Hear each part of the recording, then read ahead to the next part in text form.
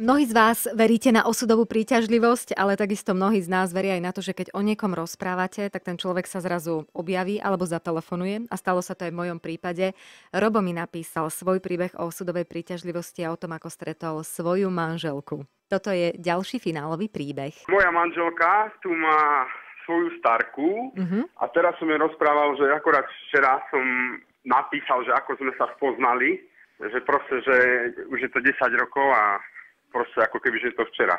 Všetko proste, ako prišla na tú brigádu oblečená, ako sa prišla pýtať. A ja to teda len trošku zhrniem. Ty si pracoval ako v strážnej službe v jednom obchodnom dome. Tam postavili taký stánok, kde sa predávali kabelky a peňaženky. A pamätám si, prišla sa tam spýtať na brigádu taká pekná dlhovlasá brunetka. Ktorá ťa hneď zaujala, hneď ťa upútala. Áno, hneď ma upútala. Vlastne som bol potom taký rád, že sa dostala tam na tú brigádu. No a potom už, keďže som taká držka, tak sme začali spolu debatiť. Padla prvá pusa a to bolo pred 10 rokmi, takže...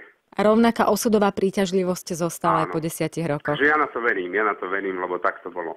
Ty si ju hneď zbadal a prvý pohľad a bolo ti to jasné, že vidíš pred sebou ženu, ktorá presne. Ja je som to to tvoje. hneď vedel, proste keď som ju uvidel, tak si mi, tak to je iná kočka.